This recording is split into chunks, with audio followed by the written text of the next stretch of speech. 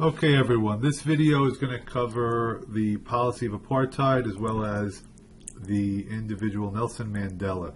So the nation of South Africa, early on, South Africa was controlled at one time by the British and also by the Dutch. And they each fought a war called the Boer War. I believe it was 1899 to 1902, but the British won that war and maintained control in South Africa until 1934. South Africa was one of the earlier African countries to receive independence. Now, following World War II, in 1948, there's a population in South Africa called the Afrikaners, and they were the white South Africans who started this policy of apartheid. Apartheid was legal segregation of blacks and whites in South Africa. If any of you have taken American history yet, you might recall that in the United States there were laws called the Jim Crow laws. The apartheid laws had the same element of segregation, but they were actually even more restrictive of what the black Africans were allowed to do.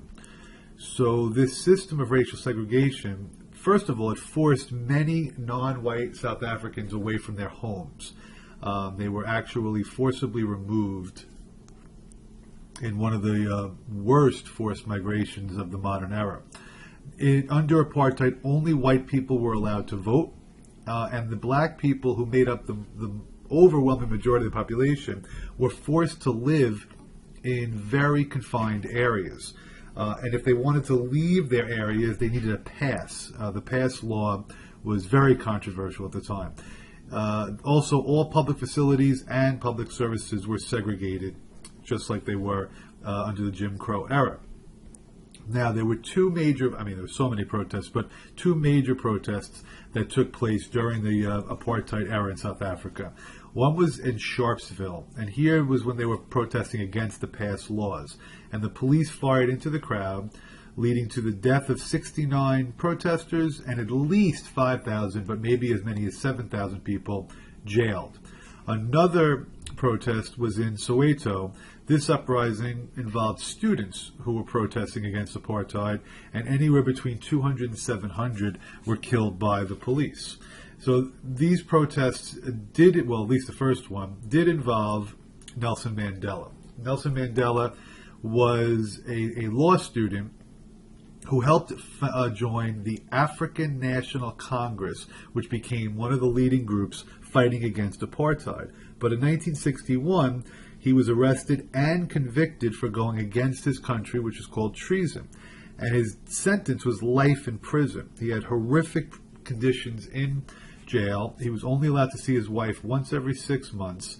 But somehow he was able to write different parts of his autobiography that later got published, again, without the people in jail knowing he was doing this. He does benefit tremendously from the election of F.W. de Klerk in 1988, because this president was committed to ending the policy of apartheid. He helped release Mandela, who spent 27 years in jail. And then in 1994, Mandela became the first black president elected for South Africa. Both he and de Klerk won the Nobel Peace Prize. And I should have pointed out that one of the policies the United States had was putting economic pressure on South Africa while they had this apartheid policy. So, for example, Coca-Cola would not go in to sell goods in South Africa. I know the Olympics were not permitted to be in South Africa. World Soccer Games were not there. And the legacy of apartheid is one of the more recent examples of racial segregation throughout the world. Hopefully that helps everybody, and good luck studying.